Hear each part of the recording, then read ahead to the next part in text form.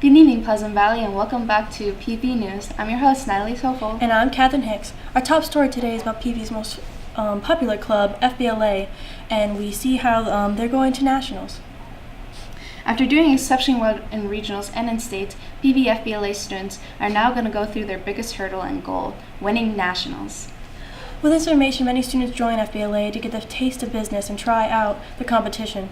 We go to Denise Hopley, part of FBLA, for more information. Future Business League of America works because the young adults are going to be our leaders of tomorrow, and because they are passionate about it and care about it. That's how it works. We then asked how she helps students prepare for their upcoming competitions.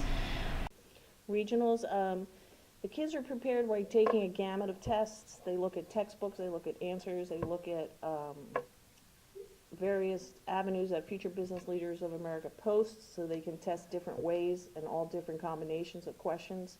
We had a lot of study sessions, we had a lot of group sessions that everybody came in and worked after school and put the time in to excel and achieve. We had, many kids go to states just like other schools do, and now we're preparing to get them through states and go into nationals. Now we go to one of the state winners to get more. We prepared during my sophomore year. We decided at states that we wanted to do a team event. And so over the summer, we took the textbook, we went online, found different resources, practice tests, looked at the vocabulary, made Quizlets, and we all just worked together. We made a shared Google Drive folder, and we all just kind of collaborated on everything that we did to make sure we were all on the same page and that we all were studying the same material. You are the leaders of tomorrow. It's impacted me because I have to get this right, because you are going to be our leaders in our school and our community and our state, our country, and in the world. And you will best represent the values of Future Business Leaders of America and America. Oh, and the future sure looks bright. Yes, it does, Natalie. Next up on sports-related news, we talk to the track team this year and see how they're doing. We first talked to Coach Plankowski for more. We run every Monday, Wednesday, and Thursday until the end of February. And with that, we practice just like a normal practice day. It's a two to 2.5 hour practice day. And then starting in December, we go to track meets on the weekends, and we go almost every single weekend all the way through February. And so we prepare a lot in the winter time. And then in the spring, our kids are already in shape. They know what to do. They know a lot of the drills that we will do with them. And then it's just a matter of getting out there and getting acclimated to the weather outside. Coach, we then asked Coach Plankowski on how she has the players practice and how they're doing. Okay, so in the spring, our practice schedule, we would meet every day, Monday through Friday, and then there are times when we also meet on a Saturday, and we usually audition for an hour, and then we work on our technique drills, whether we break down into jumping, hurdling, like I said, pole vaulting, or just working on block work or sprinting mechanics.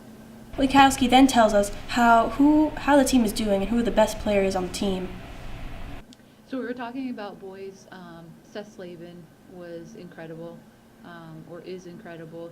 He, any event you put him into, as far as the distance goes, he is more than prepared. He will, be one of our top. He will be our top finisher, and he will probably most likely win most of the races. Awesome. Do you feel like you want to add anything? I just want to stress how much and I think I've already did, our winter season, our winter program, even though it's just an intramural program, it really develops our kids. They're doing really great this year, Natalie. I can't wait to see how they're doing. Yeah, I hope they succeed. Yep, as do I.